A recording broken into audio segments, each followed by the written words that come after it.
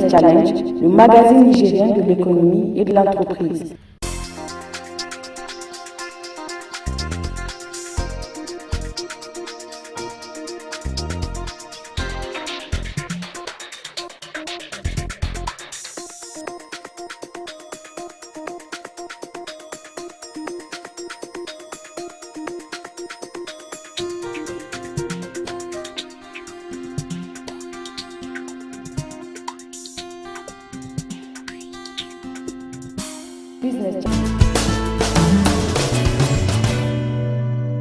Chers téléspectateurs, bonsoir. Bienvenue dans ce numéro de Business Challenge.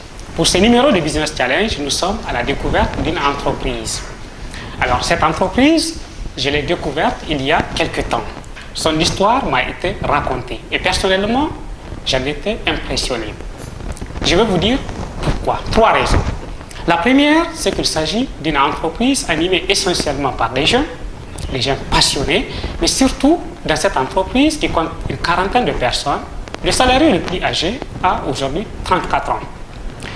Deuxième aspect intéressant de cette entreprise, il s'agit d'une entreprise fondée par un libéral, un homme qui a créé cette entreprise, qui l'a développée et qui, par la suite, a préparé sa relève et il a passé la main. Troisième aspect intéressant, cette entreprise qui est un cabinet de droit nigérien, un cabinet de conseil, d'audit et d'expertise comptable de droit nigérien qui aujourd'hui se développe sur le marché international en vendant de l'expertise, même dans des pays qui se disent plus développés que nous. Voilà quelques points sur lesquels rapidement je peux vous dire que l'histoire de ce cabinet m'a paru intéressante. Alors, dans cette entreprise, on me dit qu'il y a une culture, il y a un modèle aussi. Ce modèle, les managers de l'entreprise l'appellent le modèle KMC 2.0. Alors, nous allons découvrir ensemble ce que véritablement veut dire le modèle KMC 2.0 à travers les débats, les échanges que nous aurons tout à l'heure avec les managers de cette entreprise et vous allez juger de vous-même de la qualité de ce modèle, surtout des défis que relève cette entreprise et de comment elle façonne son histoire dans les métiers du conseil, de l'audit et de l'expertise au Niger et sur les marchés internationaux. A tout de suite. Chers téléspectateurs, nous vous retrouvons pour notre premier plateau dans cette émission consacrée à la découverte de KMC. Alors pour ce premier plateau, je suis avec Kader Kaney qui est le directeur exécutif du cabinet KMC. Kader, bonsoir. Bonsoir, chers téléspectateurs. Tout à l'heure dans l'introduction, dans le lancement de l'émission, je disais que KMC est un cabinet passionnant. Le cabinet a une histoire passionnante. Alors, cette histoire m'a été racontée par toi-même, mais aussi par un certain nombre de tes collègues. Alors, revenons un peu d'abord sur cette histoire-là. KMC, je lis dans vos documents, il ressort beaucoup la passion et l'excellence. J'ai comme l'impression que, est-ce que vous vous jetez des fleurs ou bien c'est vraiment ça votre réalité? Comment tu expliquerais ça? Alors, si je dois parler de KMC de manière très simple, je dirais que c'est un cabinet de jeunes, dynamique, structuré, tourné vers l'avenir, porté par l'excellence, excellence éthique et excellence technique naturellement, et destiné au meilleur. Je pense que chaque mot a son sens ici, et on n'est ni dans la dynamique de lancer des fleurs, ni dans une fausse humilité, on reconnaît juste le constat. Et ce constat vient la plupart du temps des retours de nos clients qui sont a priori plus que satisfaits. Qui trouvent que vous faites du bon travail. Exactement. Ok. Alors avant de rentrer dans le détail, revenons d'abord sur le concept même KMC. Alors KMC, pourquoi l'être finalement? C'est quoi la définition de KMC? Ceci, là, ça veut dire quoi? KMC est un cabinet d'audit, de conseil, d'expertise comptable, de conseil juridique et fiscal, et depuis quelque temps de finance islamique. Le sigle KMC veut dire Kaney Management Consulting. À l'origine, le cabinet était un cabinet de conseil qui a évolué à travers le temps pour devenir aujourd'hui un cabinet pluridisciplinaire de haut niveau et qui offre des services professionnels de qualité à une clientèle qui est principalement basée au Niger et qui de plus en plus aujourd'hui s'exporte sur l'Afrique de l'Ouest. L'Afrique de l'Ouest est devenue notre marché domestique et c'est comme ça qu'on travaille. Alors, Kanaï Management Consulting, je le disais aussi dans l'introduction, KMC, c'est d'abord une histoire familiale. Alors, tu me disais un jour, c'est une histoire familiale, mais animée par des professionnels. Peut-on déjà parler un peu de cette histoire? Comment est-ce qu'elle a commencé? Alors, le cabinet a commencé en 1991, lorsqu'il a été créé par mon père, Hassan Kané, qui a démarré ses activités et qui a travaillé dans une logique particulière d'accompagner les partenaires au développement, les bailleurs de fonds, dans leurs activités au Niger, en leur garantissant un service d'intégrité qui permet de constater de manière effective comment leurs fonds ont été utilisés. Le cabinet a été principalement orienté dans cette perspective-là pendant peut-être les 20 premières années de son existence. Alors, il y a 20 ans, 25 ans je dirais, quand il a commencé, bien sûr, c'était un cabinet individuel, il s'est entouré de professionnels et ils ont amené le cabinet à une étape qu'il a positionnée comme un cabinet de référence au Niger. 20 ans après, il a décidé, vraiment à 55 ans, d'arrêter et il a arrêté de manière absolument totale en se retirant. De manière volontaire. De manière volontaire et en disant, il y avait 3 options à l'époque, et en disant aux jeunes de se constituer soit en groupement ou de se déclarer pour reprendre la gestion du cabinet parce que lui il voulait se retirer et il voulait également faire le pari de la jeunesse et montrer que la jeunesse était capable de réussir. Moi à l'époque j'étais dans mes aventures, après mes études en France, j'ai un peu travaillé en France, puis je suis allé travailler au Sénégal. Et j'ai été tenté par cette aventure entrepreneuriale. J'ai essayé de constituer une équipe de qualité autour de moi. Et nous avons fait un plan stratégique que nous leur avons soumis, lui et à l'époque un de ses futurs associés. Et ils ont analysé le document, fait des amendements, fait reprendre des choses. Et lorsque le document a été validé, il a simplement tourné le dos. Et aujourd'hui, le cabinet est géré par un comité exécutif de jeunes qui viendront sur le plateau. Et la particularité, c'est que il s'est retiré les 6 premiers mois et il a quitté le Niger. Et il a demandé qu'on lui demande rien du tout, qu'il fait autre chose. Et après les 6 premiers mois, il est revenu et il a fait le tour de tous nos clients principaux. Et il a convoqué une réunion ici au cabinet. Et il a dit, voilà, j'ai fait le tour de nos principaux clients. Sans exception, tous ont confirmé que ce que vous faites aujourd'hui est meilleur que ce que moi je faisais. Ce que lui il faisait. Voilà. Alors, justement, je voulais quand même dire à nos téléspectateurs, dans cette partie de l'histoire, j'avais souhaité que le vieux soit lui-même sur le plateau. Je pense qu'il n'est pas... Peut-être qu'il sera leur deuxième plateau. Voilà, il n'est pas actuellement au Niger, c'est ce que tu me disais. Mais voilà, cette histoire, moi, me fascine parce que nous sommes dans un environnement où déjà la survie de l'entreprise de manière générale est très problématique. Les entreprises ont du mal à survivre et lorsqu'elles survivent, elles ne survivent pas à leurs fondateurs. Ça arrive dans la plupart des cas. Et là, on a l'impression que c'est une relève, un passage de flambeau réussi. Mais finalement, quels sont les ingrédients de la réussite de ce passage de flambeau? Alors, tu as pris le cabinet, tu es revenu, à l'époque tu dois avoir 25 ans. Nous. Bon, vous, toi et les autres, tu vas m'expliquer comment ça se passe. Donc, je te raconte la fin de l'histoire quand même. C'est que quand il est revenu et qu'il a dit que les clients étaient plus que satisfaits, il a dit qu'à partir de là, que s'il y a quelqu'un qui espère son retour, que la personne laisse tomber cette espérance parce que définitivement il s'en va et que lui, il nous fait totalement et définitivement confiance. Et à ce jour, il n'a jamais posé de questions sur la gestion du cabinet, ni ce qu'on fait comme chiffre, ni ce qu'on prend comme décision stratégique, ni ce qu'on commet comme erreur, ni ce qu'on vit comme échec. Alors aujourd'hui, le cabinet, ça appartient à qui? Le cabinet aujourd'hui appartient à une corporation d'associés, des personnes qui sont en France, des personnes qui sont au Niger, dont lui, qui est l'associé majoritaire, dont moi-même, et d'ici la fin de l'année, dont des membres de notre comité exécutif que vous allez recevoir tout à l'heure. Qui seront actionnaires aussi. Totalement, qui seront associés et qui ont déjà démontré par leurs compétences, leur engagement et leur capacité managériale qu'ils sont des associés de fait. Et nous avons cette tradition. C'est pour ça que quand on parle d'entreprise familiale, le terme n'est pas tout à fait exact. Parce que la conception de l'entreprise familiale dans notre environnement, c'est celle où il est totalement confondu la richesse des fondateurs et la richesse de l'entreprise. Ici, ce n'est pas le cas.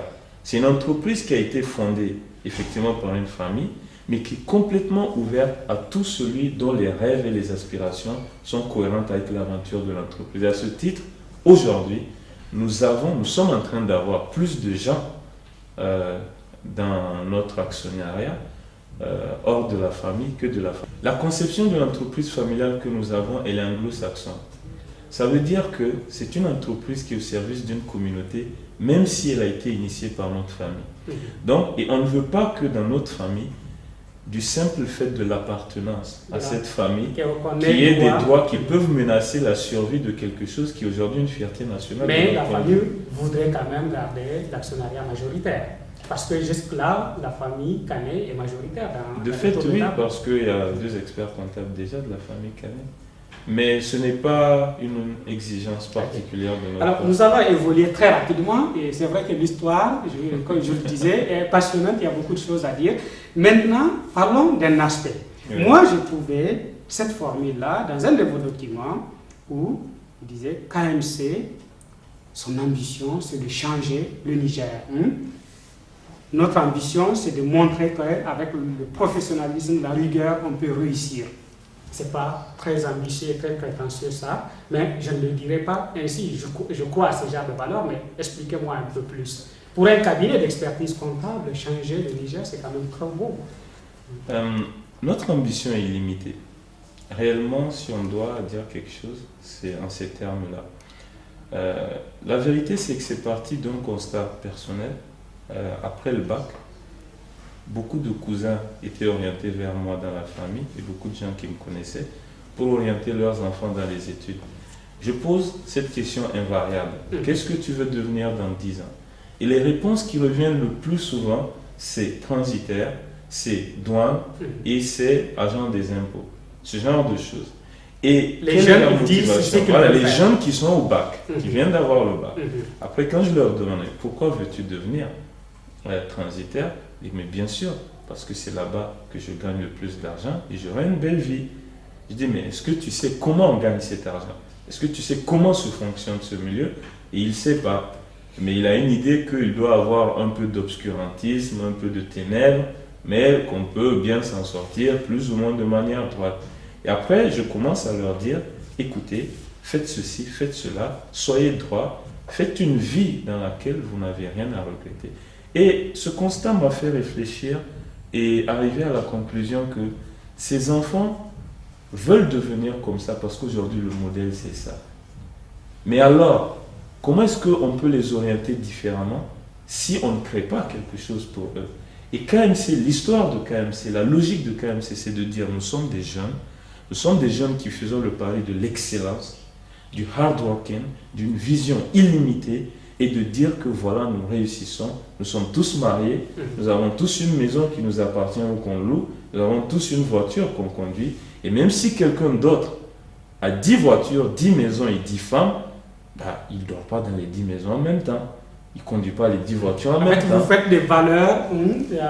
Ce qu'on veut faire, c'est de dire aux jeunes, écoute, en rêvant et en travaillant dur, tu peux avoir une très bonne vie et tu vas dormir la nuit et pas comme celui-là qui a fait plein de corruption et du mal, qui a tout ça, mais il ne dort pas la nuit et il ne sera jamais heureux. C'est vraiment ça. Mais après, quel genre de message on peut porter à une jeunesse si nous-mêmes on ne le démontre pas par les faits? Et c'est aujourd'hui ce qui est quand même... Kader, une dernière question avant de passer au prochain plateau. Alors, aujourd'hui, je te tutoie parce que moi j'ai un principe dans mes plateaux. Je ne vous vois pas des gens que je tutoie hors plateau, les jeunes de ma génération. Absolument. Et ça, je pense que c'est ça le principe. Bien sûr. Aujourd'hui, tu as 30 ans. Et quand tu avais pris le cabinet, je pense que tu dois avoir 25 ans. 25 ans.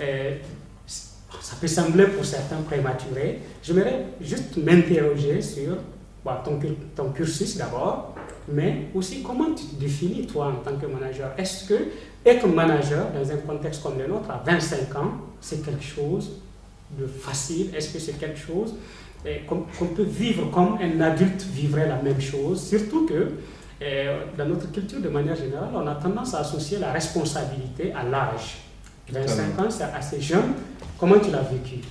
Alors ça, c'est un de nos plus grands challenges. Il faut savoir que lorsque j'ai repris la gestion du cabinet avec l'équipe, c'était pas sur la base de l'âge, mais sur la base du diplôme d'expertise comptable. Donc j'étais diplômé. J'ai eu la chance d'avoir ce diplôme assez tôt. Et je suis arrivé dans un environnement, effectivement, où mon âge était un handicap. Cela dit, les autres pourront peut-être mieux le définir, mais je pense que je suis un dirigeant dur, peut-être très très dur. Et ce qui ressort souvent dans mes fiches, c'est que je peux être extrêmement exigeant au-delà de ce qui est considéré comme une exigence normale. Et je pense que c'est mon souci aussi du détail et de vouloir faire les choses comme ça se doit et de vouloir, comme le prophète sallallahu alayhi wa sallam a dit, quand un musulman fait quelque chose, qu'il le fasse de la meilleure des manières. Donc, cela dit, ça a structuré ma vie, a structuré mes études et dans ma vie professionnelle, je l'applique de cette manière et ça me rend très exigeant. Est-ce que ce caractère-là t'est venu parce que papa était très dur avec toi quand Non, pas spécialement. Il n'était pas très présent parce qu'il était en train d'être occupé à créer son cabinet, à l'animer. Donc moi, je l'ai très peu vu quand j'étais petit. Mais je pense que ça me vient de ma plus grande icône en termes de leadership. C'est le calife Omar ibn Khattab que j'ai lu et à qui j'ai comparé son style de leadership à celui d'Abou Bakr ou du prophète sallallahu alayhi wa sallam par exemple, et qui est considéré aujourd'hui comme le plus grand leader de tous les temps, tant que le référentiel reste islamique. Donc c'est cet homme qui m'a, je pense, le plus fasciné et façonné, et lui, sa dureté, elle n'est même pas comparable à ce qu'on dit de moi, quoi. Ok, on va finir sur cet aspect. Et donc, en plus d'être un manager dur, je crois comprendre aussi que Kader est quelqu'un de pointueux sur les questions religieuses. Je vais passer au prochain plateau où je vais recevoir deux managers du cabinet qui m'en diront plus en l'absence de Kader et qui pourront peut-être me dire aussi des choses qu'il ne m'a pas dit ou bien qu'il n'a pas eu le temps de dire. À tout de suite. Chers téléspectateurs, ravi de vous retrouver pour ce deuxième plateau, toujours avec KMC. Alors, pour ce deuxième plateau, je me retrouve avec deux managers de KMC, Mohamed Issoufou et Lawal Mey Amadou. Mohamed Issoufou, bonsoir. Bonsoir, Seydou. Merci d'être venu pour ce plateau. Mey, ça va? Oui, ça va, merci. Merci d'être venu pour ce plateau. Alors, avec vous, nous allons nous entretenir tout à l'heure sur le développement du cabinet, votre rôle dans ce cabinet, et j'aimerais commencer par, invariablement, l'un d'entre vous peut saisir le ballon au bon. J'aimerais savoir ce KMC de jeunes, la plupart ayant la quarantaine, c'est votre cas, comment vous le vivez exactement? Moi, c'est la trentaine, ce KMC de la trentaine, comment vous le vivez? Bon, je pense que je vais laisser Lol s'exprimer d'abord, parce que c'est KMC avant moi. Ok, voilà. Merci pour l'occasion que tu m'offres, Seydou. Effectivement, c'était un handicap, ça semblait être un handicap pour nous, ce KMC jeune, mais je pense qu'aujourd'hui, c'est un atout pour nous. On est arrivé à montrer aux gens, en animant une équipe de jeunes, rendre des choses aussi extraordinaires, aussi performantes, parce qu'on est jugé par nos livrables et par notre comportement. Nos jeunes aujourd'hui se comportent de manière si exemplaire qu'on nous demande, mais qu'est-ce que vous leur apprenez, vous leur éduquez tout au long de choses. On dit c'est une pratique, c'est une culture, ils se sont impliqués de temps, ils se sont mis. Aujourd'hui, c'est une fierté pour nous de rester avec une équipe jeune. Malheureusement, on ne pourra pas rester tout le temps jeune. On aurait bien voulu parce que c'est un atout pour nous et on veut le garder. Ok, vous allez de toutes les façons, avec le temps, il y aura des seniors parmi vous. Vous allez sans doute réfléchir à comment réfléchir à l'équipe. Alors, tout à l'heure, en étant avec Kader, il disait je suis très exigeant en tant que jeune qui dirige avec d'autres jeunes. Alors, Mamadou, toi, comment tu vis ce management-là? Ce modèle KMC, pour toi, exactement, ça veut dire quoi? Alors, bon, déjà par rapport à la rigueur, peut-être qu'il est lui-même, il est un peu trop dur avec lui. Je pense que quand tu le fais, c'est pas pour être méchant, comme les gens pourraient le penser, mais il le fait avant tout parce que on a hérité d'un certain patrimoine technique, on va dire, et en termes de valeur également. On a habitué nos clients à avoir des documents de qualité. Donc, comme il avait à un moment évoqué, l'associé fondateur avait fait le tour des clients pour se renseigner sur la qualité des services. Donc, du moment où ces clients étaient contents de la qualité des services qu'on offrait, on ne pouvait qu'offrir mieux. Lui, en tant que gardien de ces valeurs-là, je pense qu'il est le premier rempart par rapport à toutes les lacunes qu'on pourrait laisser transparaître dans le cadre de nos travaux. Donc, c'est pourquoi quand, par exemple, un rapport qu'on lui transmet ne répond pas aux exigences de qualité de KMC, c'est normal qu'il nous demande de le compléter ou bien c'est-à-dire de l'améliorer pour que quand le livrable arrive au client, que le client puisse en même temps être content du résultat du travail qui a été fourni, mais de là même réussir à trouver une certaine image que KMC avait l'habitude de lui donner. Okay. Alors justement, on disait quand même que vous êtes parmi les deux piliers de l'entreprise parce que vous faites partie du comité de gestion, de direction, et puis bon, vous êtes parmi les plus anciens.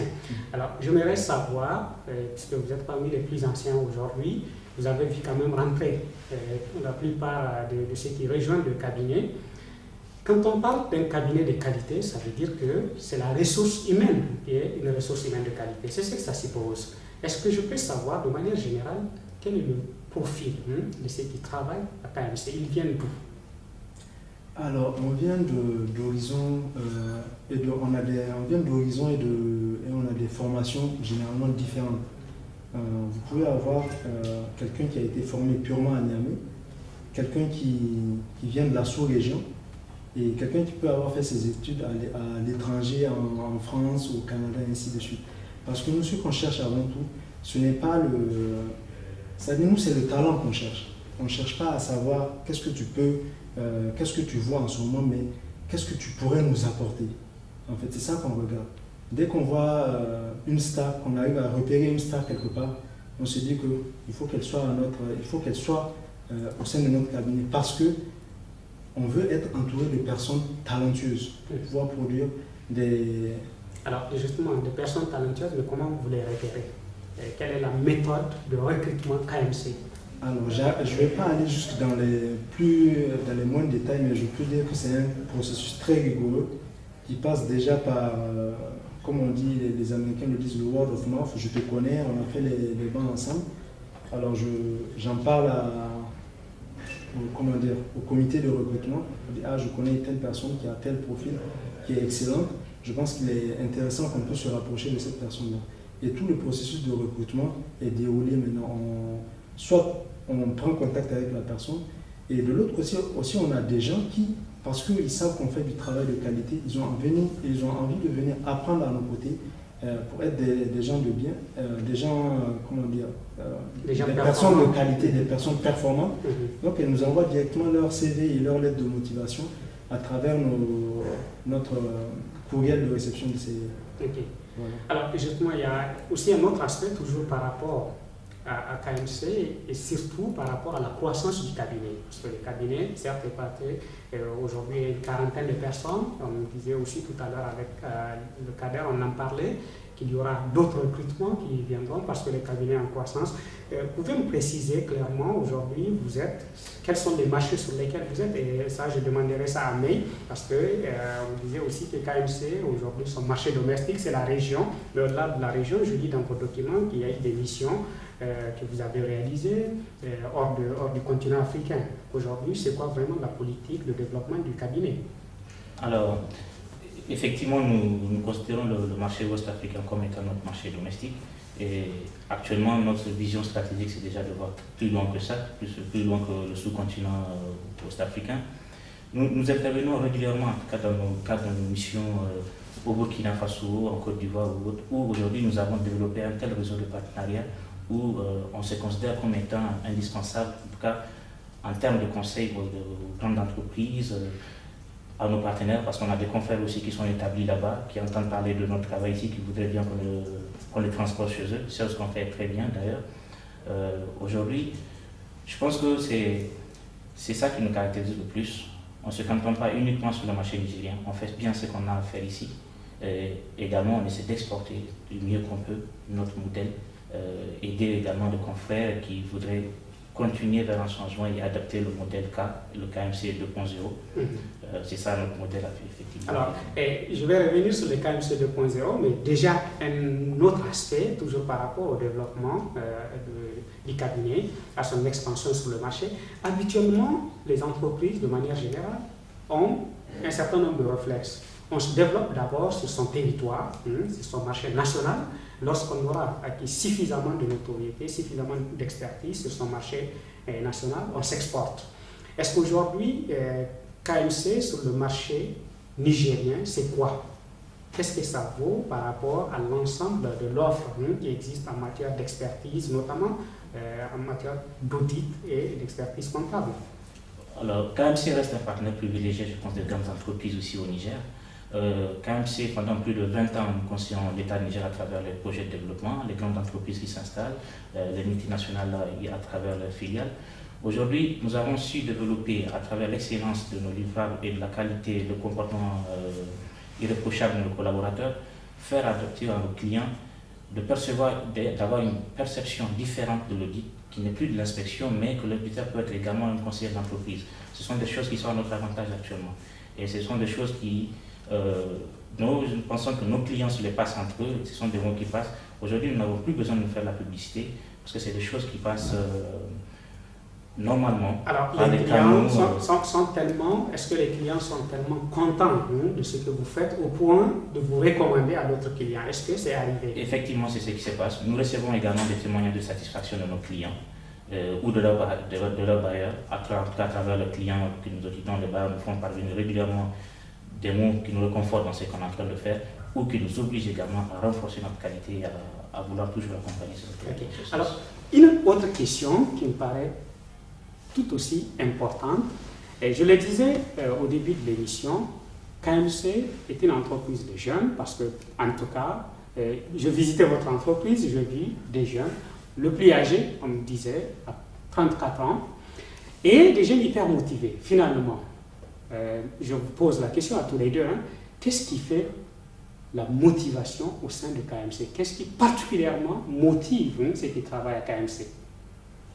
Bon, je dirais que dans un premier temps, c'est la vision que nous avons par rapport au travail que nous faisons. On ne travaille pas pour gagner juste notre pain, mais en venant ici tous les jours, on se met dans la tête qu'on est en train d'œuvrer pour changer le Niger de demain.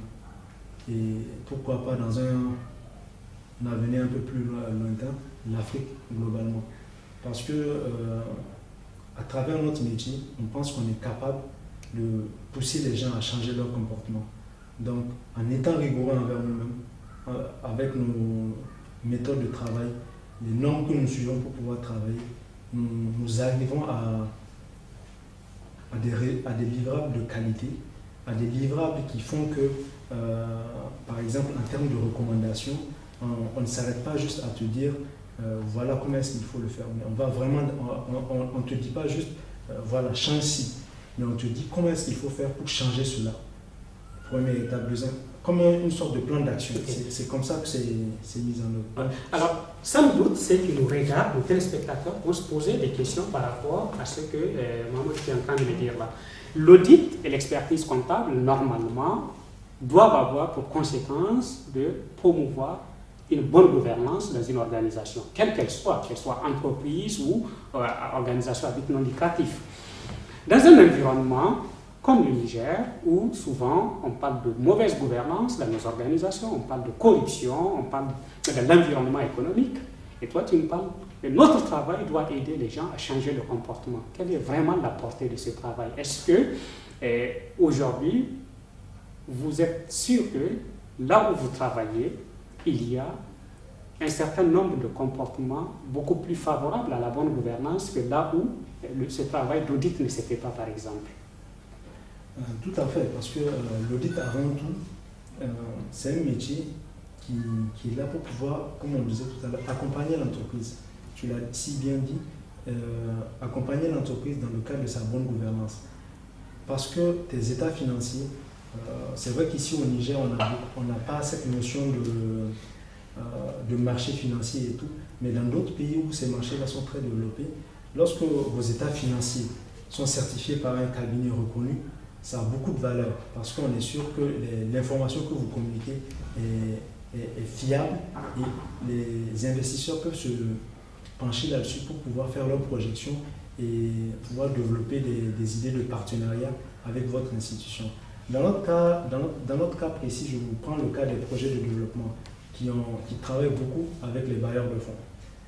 Lorsqu'on part pour auditer un partenaire, une ONG ou un projet, et que nous faisons notre rapport avec des recommandations fortes, donc le projet ou l'ONG a à peu près deux choix. Soit elle décide de mettre en œuvre ses recommandations et elle continue à avoir le financement pour pouvoir mettre en œuvre son projet, soit elle a elle-même, c'est-à-dire la vision qu'elle a n'est pas tout à fait véridique et que c'est une vision cachée, c'est juste un moyen de percevoir des fonds. Donc dans ce cas, il ne va pas le faire. C'est vraiment le développement. La bonne gouvernance. La bonne gouvernance. Je ne vois pas pourquoi il ne mettrait pas en œuvre nos recommandations. Pour faire simple, je pense que en un seul mot, c'est vraiment l'excellence. Alors l'excellence, pourquoi aujourd'hui, tout à l'heure, j'ai mentionné le fait qu'on est généralement recommandé par des clients qui se font l'habitude de nous recommander à d'autres confrères ou à d'autres collègues à eux. Mais la première des choses qui fait que KMC a pu traverser sans difficulté les frontières nigériennes à atteindre de l'horizon aussi lointain, c'est cette capacité et la flexibilité qu'on a, malgré qu'on soit en audit ou en inspection ou toute autre chose, à accompagner, d'abord à l'écoute du client, lui proposer les choses. Et aujourd'hui, on a un tel bagage intellectuel, je pense, parce que c'est au contact des clients également qu'on arrive à approprier ça. Ce n'est pas uniquement du sort de notre seule intelligence, mais le contact des clients, on s'approprie beaucoup de choses chez eux, des bonnes pratiques qu'on transpose chez eux sans que ce soit du copier-coller comme on dit. Mais c'est ça qui a fait notre force aujourd'hui. On est recommandé de par le monde, en tout cas des horizons que vous venez de souligner.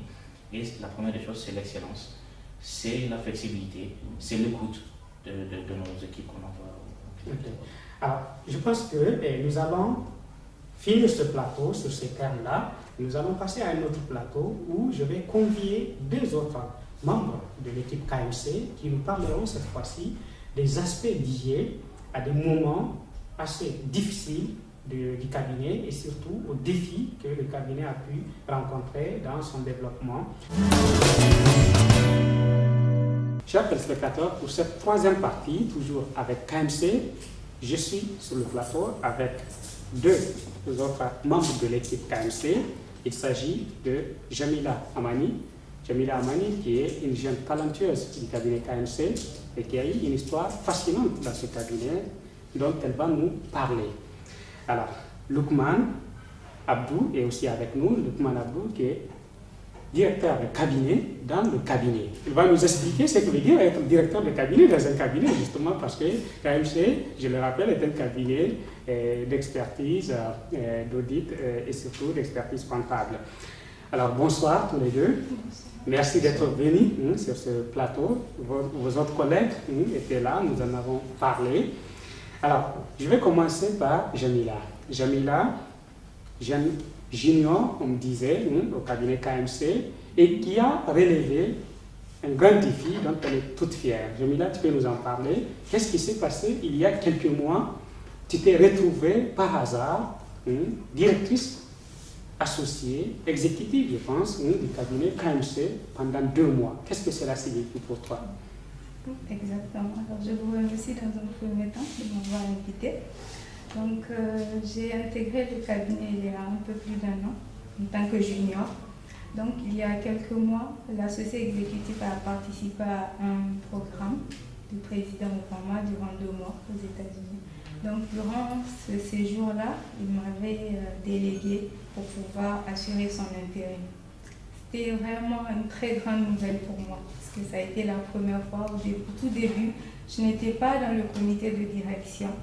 Donc là, je me dis que c'était vraiment une marque de confiance et tout, donc ça a été vraiment très Alors, positif. tu es au cabinet KMC depuis combien de temps? Il y a un peu plus d'un an déjà. Il y a un peu plus d'un an. Mhm. Alors, c'est d'abord très atypique que quelqu'un qui vient dans une organisation avec un an soit testé de cette manière. Comment ça s'est passé la sélection? Est-ce que tu y as dit, moi je vais te remplacer directeur?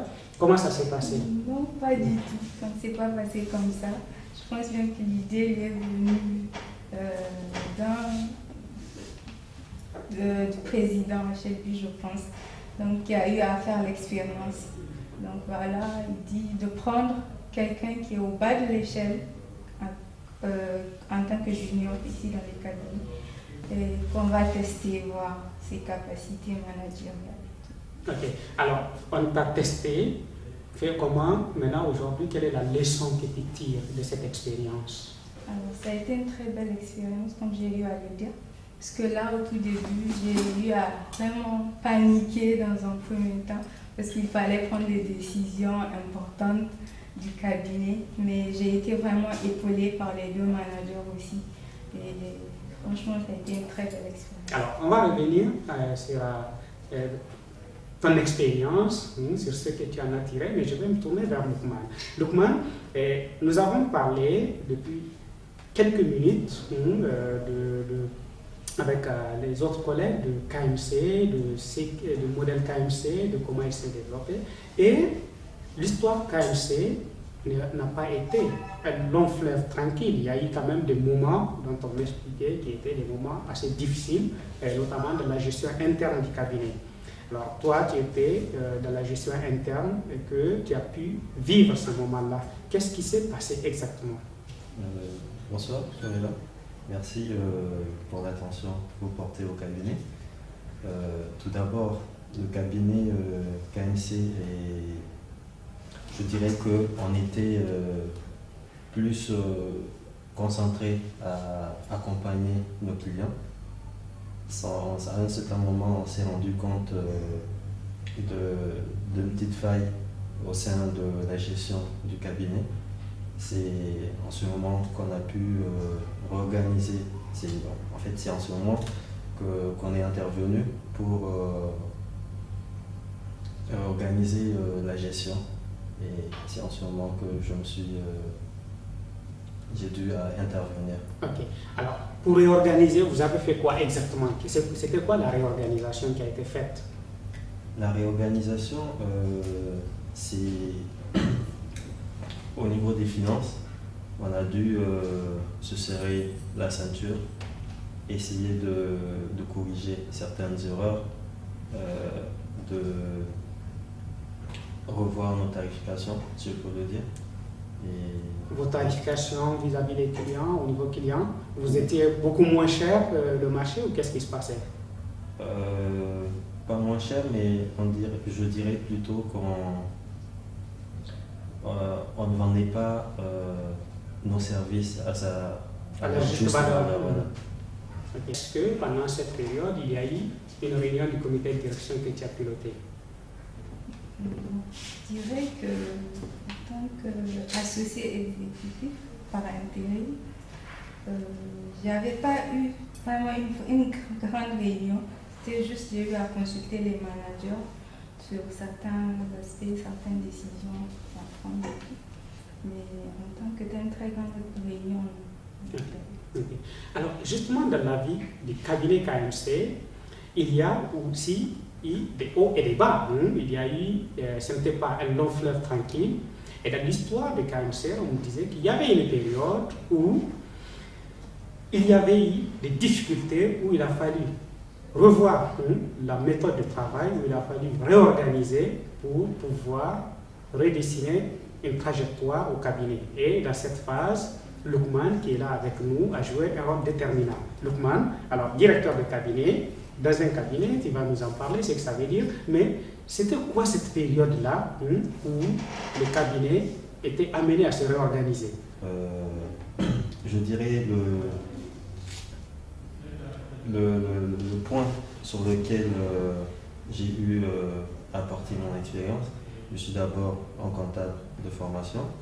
J'ai eu à travailler sur les dossiers des clients au sein de l'entreprise, au sein du cabinet. C'est après tout ce chemin que j'ai eu une promotion en m'occupant principalement du cabinet, de la gestion du cabinet. Donc tu as été le monsieur de la réforme, si on peut le dire, pendant en tout cas une certaine période. Oui, je dirais oui. Okay. Alors la réforme, ça a été conduite comment? Quelle était d'abord la difficulté à la base? C'était quoi le souci? Et comment est-ce que vous avez pu surmonter la situation à l'époque? Je dirais que c'était pas une difficulté, c'était juste que on a débuté avec 7 collaborateurs. Bon, on a pris de la taille en fait, en réalité. On est passé de 7 à une quarantaine de collaborateurs. On était plus concentré à l'organisation, à réorganiser les autres entreprises, à les accompagner. Aux clients. Voilà. Donc, sans se rendre compte, on prenait de la taille. Donc, en fait, vous prenez de la taille, ça devenait plus, vos charges s'est augmentées. Les charges augmentaient, il y avait plein de travail. C'est là que j'ai eu à intervenir. Ok. Donc, tu as intervenu pour faire quoi? Pour faire l'optimisation des coûts? L'optimisation de coûts et puis augmenter le profil aussi. Augmenter le profil. Alors, tu vas nous expliquer dans les détails. Alors, optimisation des coûts, souvent les gens ont peur de ça, parce que je vais expliquer à nos téléspectateurs qui le suivent. Souvent dans les entreprises, quand on pense qu'on dépense peut-être plus qu'il n'en faut, on n'arrive pas à faire des bonnes économies, on optimise des coûts. Et les optimisations des coûts souvent peuvent aussi rimer avec des périodes où on peut couper des têtes, comme on dit. Dans votre cas, je pense que vous n'avez pas coupé des têtes, vous n'avez pas chassé des personnes. On peut couper certains budgets. Alors vous, qu'est-ce que vous avez fait exactement quand vous optimisez?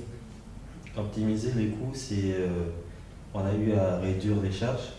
Bon, en fait, on s'est focalisé sur les charges qui sont fixes, si je peux dire. On n'a pas eu à supprimer des têtes comme vous l'avez évoqué, en tout cas pas sur le plan financier, pour des raisons financières. Non, on a juste diminué les charges, essayé d'optimiser les coûts et augmenter nos profits. Okay. Alors, augmenter vos profits, vous l'avez fait comment? C'était quoi le repositionnement qui a été fait à ce niveau? Optimiser le profit, c'est revoir nos facturations, facturer à la juste valeur nos services. Comme quoi, avant, vous facturez moins que ce qu'il fallait? Comme quoi, avant, on facturait moins parce que les entreprises qu'on accompagne aussi prennent du volume. Elles grandissent, donc les travaux augmentent aussi et la facturation n'était pas adaptée Okay. à l'évolution des entreprises. Okay. Alors, entre-temps, on m'a dit, c'est sur ta carte aussi, j'ai vu ça, c'est ta carte de visite, c'est écrit DIRCAB, directeur de cabinet. Alors, parlons-en. C'est quoi être directeur de cabinet dans un cabinet conseil? Directeur de cabinet de l'associé exécutif. Ok, c'est ce que ça veut dire. Okay. Ouais. Je suis le directeur de cabinet de l'associé exécutif. J'ai eu cette promotion en même temps que la gestion du cabinet. Mon rôle, en fait, c'est de m'occuper principalement de ces activités personnelles et du cabinet aussi. Ok.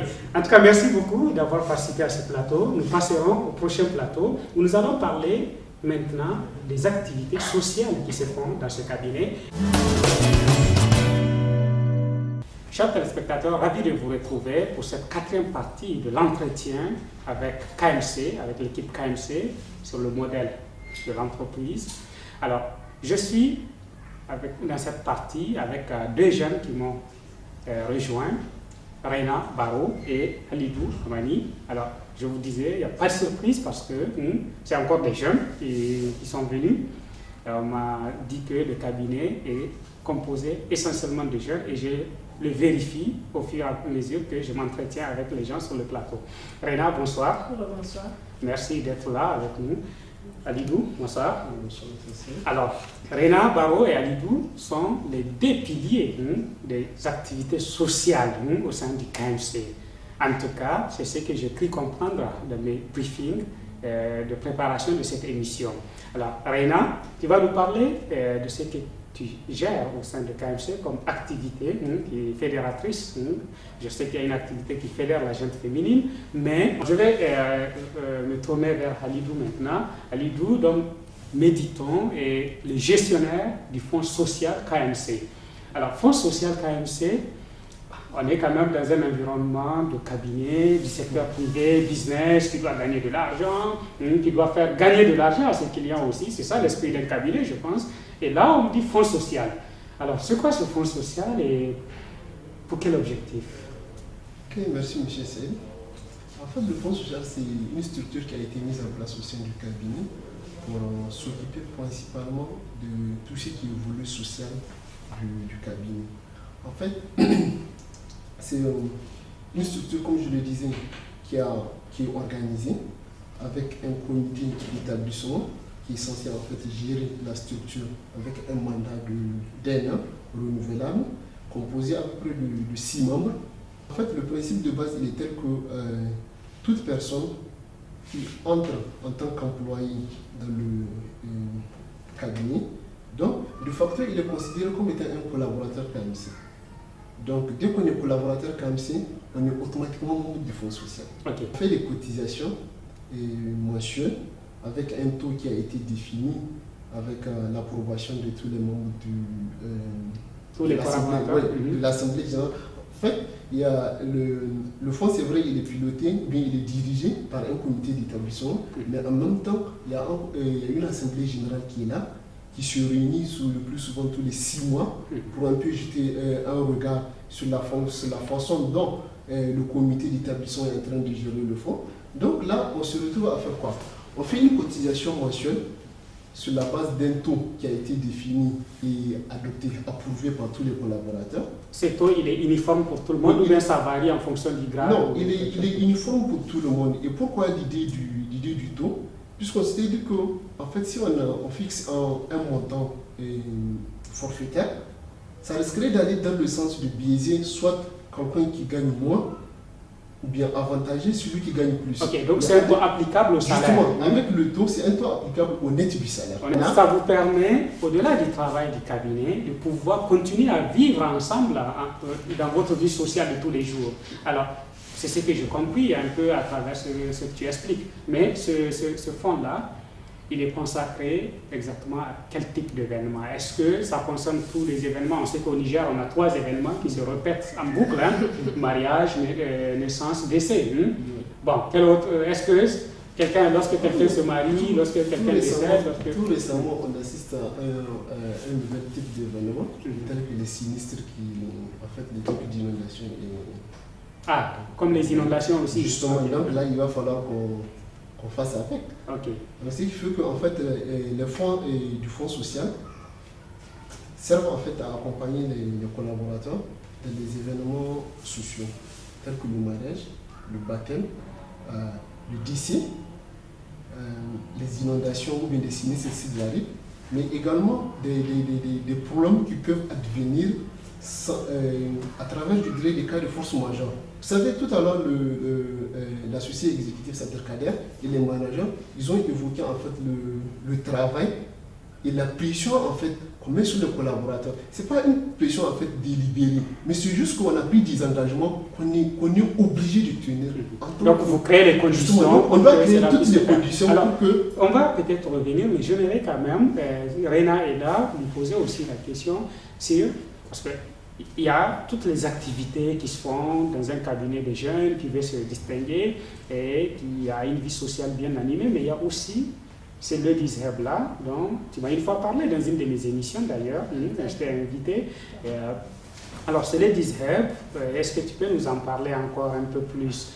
D'où est venue l'idée sachant qu'il y a plein d'autres choses qui se font en tant qu'activité sociale. Oui, absolument. En fait, je vous en ai déjà parlé, mais c'est parti d'un constat. J'ai constaté qu'on était une quarantaine de collaborateurs et que c'est sur 40 collaborateurs, on était une douzaine de filles à l'époque. Donc on s'est dit, je me suis dit, comment on va faire pour essayer de fédérer toutes ces femmes, toutes ces jeunes femmes au sein d'une structure. Et on dit que lorsqu'on est soudé, on arrive à accomplir de belles choses. Donc j'ai essayé de fédérer ces jeunes femmes, je leur ai demandé, c'est évidemment avec la contribution, je n'aurais jamais pu faire ça toute seule.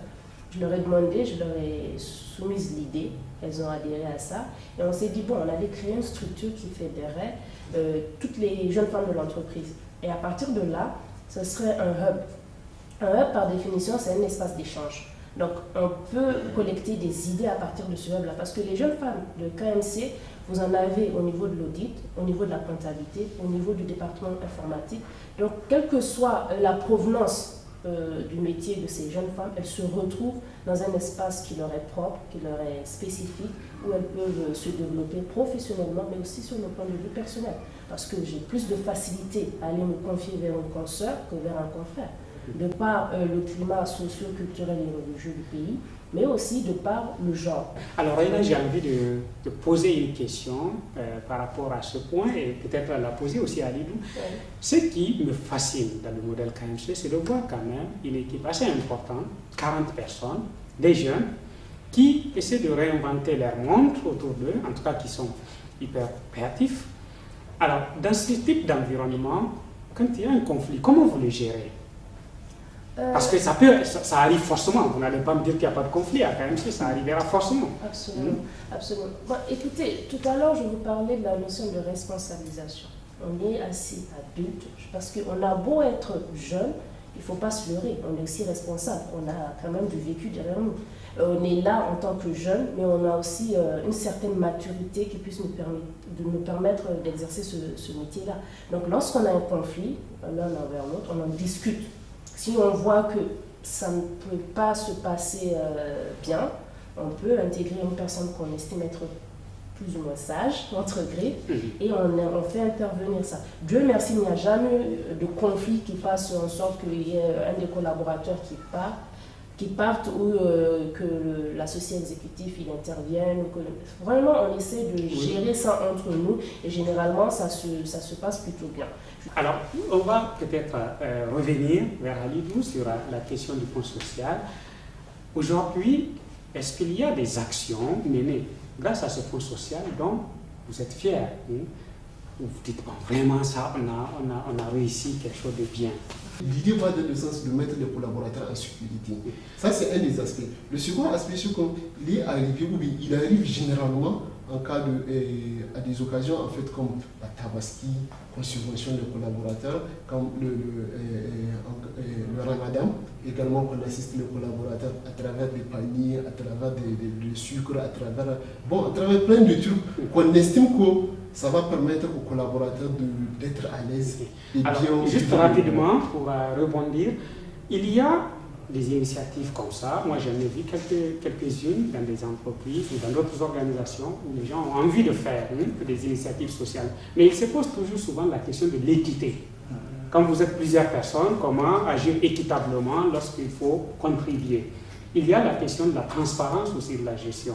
Est-ce que dans votre cas, ces aspects ont été garantis et les 40 collaborateurs de KMC sont sûrs que c'est géré de manière équitable et transparente? Et effectivement, ça a été en fait l'un des soucis.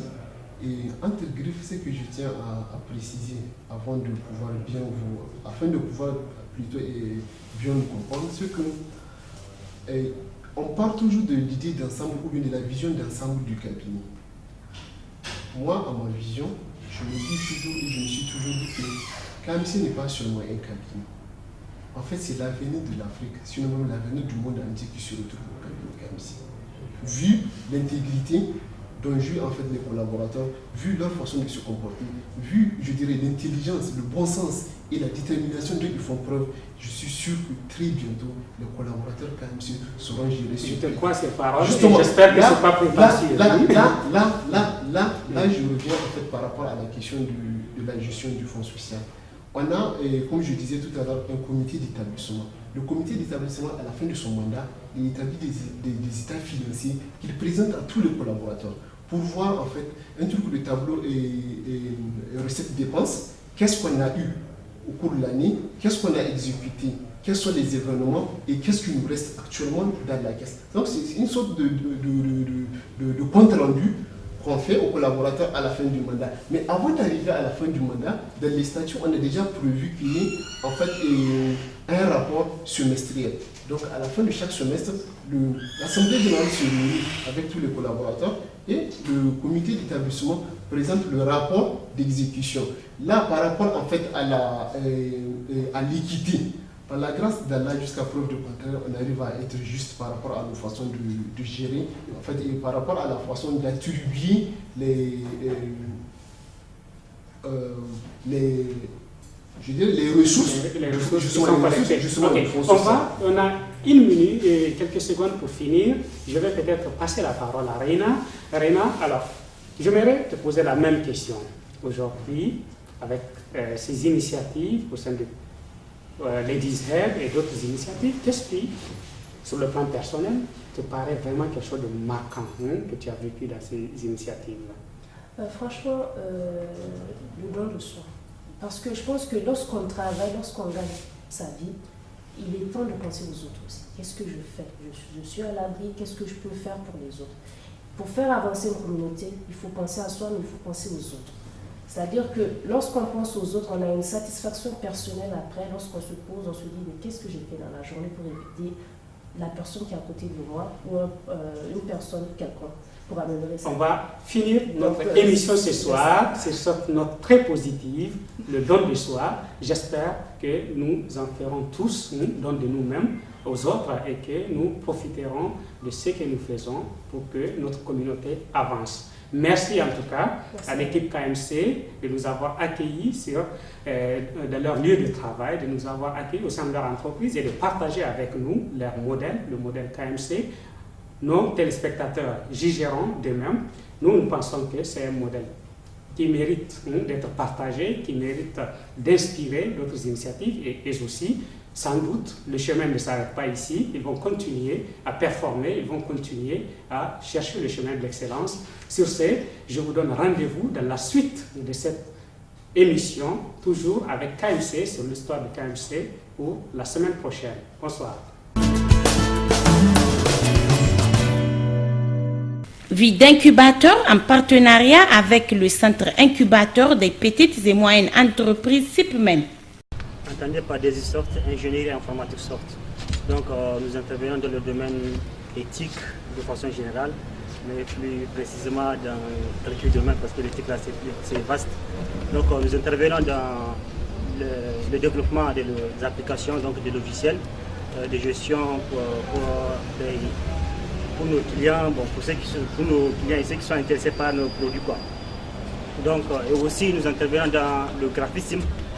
Donc nous faisons de l'infographie, tout ce qui est conception graphique, tout ça on fait. Nous faisons aussi de la formation, la conception des sites web, tout ça là nous faisons. Donc nous avons un terrain un peu large, donc dans lequel nous intervenons. Parmi les applications que nous avons développées, on peut citer par exemple les applications de transfert d'argent.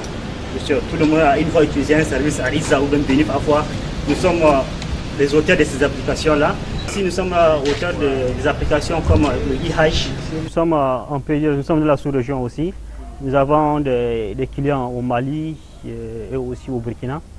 Donc avec nos applications, ils ont pris connaissance de nos applications, ils étaient intéressés, on est parti développer. Pour votre information, on avait mis en place un site web qui s'appelle Karatou.com. Karatou, c'est une plateforme qui regroupe, c'est une plateforme éducative sur laquelle vous pouvez trouver des documents éducatifs comme des devoirs, des examens que nous numérisons, nous mettons en ligne. Donc ça, c'est pour aider nos frères et sœurs qui sont en terminale, qui sont au lycée, au collège, tout ça là. Donc n'hésitez pas à visiter ce site-là, vous allez trouver beaucoup de documents très intéressants et aussi d'autres informations comme l'actualité sur l'école, l'actualité sur les intiques, tout ça là, vous allez trouver. Donc, Vie d'incubateur en partenariat avec le centre incubateur des petites et moyennes entreprises SIPMEN.